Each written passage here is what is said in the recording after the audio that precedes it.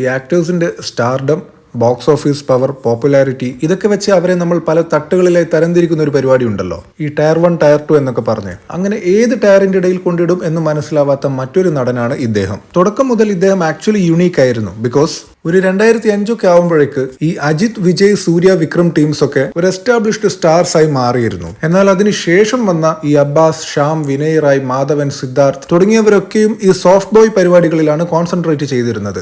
അവിടെയാണ് ഇദ്ദേഹം വ്യത്യസ്തനാവുന്നത്. തന്റെ തുടക്കകാലത്തെ ആദ്യത്തെ 2-3 പടങ്ങൾ കൊണ്ട് തന്നെ ഒരു ആക്ഷൻ ഹീറോ അല്ലെങ്കിൽ ഒരു മാസ് ഹീറോ എന്ന നിലക്കാണ് ഇദ്ദേഹത്തെ എസ്റ്റാബ്ലിഷ് ചെയ്യാൻ ശ്രമിച്ചിരുന്നത്. ആ തരത്തിലുള്ളതായിരുന്നു ഇദ്ദേഹത്തിന്റെ ആദ്യകാലത്തെ മിക്ക സിനിമകളും. ഈ 90s നമ്മുടെ അർജുൻ സ്വീകരിച്ചിരുന്ന ഒരു പാത. കാരണം അക്കാലത്തും രജനി, കമൽ, വിജയകാന്ത്, സത്യരാജ്, ശരത് കുമാർ തുടങ്ങിയവരൊക്കെ ഉണ്ടായിരുന്നെങ്കിലും ഇദ്ദേഹം ഒരു ആക്ഷൻ കിങ് എന്ന പേരിൽ ഈസിയായി നടന്നു പോയിരുന്നു. അതുപോലെ ഒരു റൂട്ടിൽ വിശാലും എന്നും റെലവന്റ് ആയി നിൽക്കും എന്ന് അന്ന് ഞാൻ കരുതിയിരുന്നു. പക്ഷേ something was pulling him back from entering in to the big league. അതെന്താണെന്ന് എനിക്കിപ്പോഴും മനസ്സിലായിട്ടില്ല. കരിയർ മുന്നോട്ട് വന്നപ്പോൾ ഒരു ബിഗ് സ്റ്റേജ് ഹീറോ എന്ന നിലക്ക് അവിടുത്തെ ജനങ്ങൾ ഇദ്ദേഹത്തെ അംഗീകരിച്ചുമില്ല. അതോടൊപ്പം തന്നെ ചില കളിയാക്കലുകൾക്ക് ഇദ്ദേഹത്തെ പാത്രമാക്കുകയും ചെയ്തു. എനിവേസ്, ഞാൻ ഇദ്ദേഹത്തിൻ്റെതായി കണ്ട ചിത്രങ്ങൾ തുപ്പരിവാലൻ, കഥകളി, പൂജൈ എന്നിവയൊക്കെയാണ്. കൂട്ടത്തിൽ ഒന്നൊരു മാസ് മസാല ആക്ഷൻ സിനിമയാണ്, ഒന്നൊരു ഇന്റലിജന്റ് ഇൻവെസ്റ്റിഗേഷൻ ത്രില്ലറാണ്, മറ്റതൊരു ആക്ഷൻ എലമെന്റുകളൊക്കെയുള്ള ഒരു സിനിമയാണ്, but with a cat and mouse play. അപ്പൊ ഞാൻ ഇദ്ദേഹത്തിന്റെ ഇത്രയും സെലക്ടഡ് ഫിലിംസ് മാത്രം കണ്ടതുകൊണ്ടായിരിക്കും ഐ ലൈക്ക് ദാറ്റ് വേഴ്സറ്റാലിറ്റി. മറന്നു, ഒരു 10-15 വർഷങ്ങൾ പിറകിലോട്ട് പോയാൽ തീരാതെ വിളയാട്ട് പിള്ളை എന്ന് പറഞ്ഞ് ഇദ്ദേഹം നല്ല യങ് ആൻഡ് എനർജറ്റിക് ആയിരുന്ന സമയത്ത് അഭിനയിച്ച മറ്റൊരു ചിത്രവും കണ്ടിട്ടുണ്ട്. അതൊരു romantic plus comedy plus mass ഒക്കെ ഉണ്ടായിരുന്ന ഒരു എന്റർടൈനർ ആയിരുന്നു. അപ്പൊ ദാറ്റ്സ് ഇറ്റ്.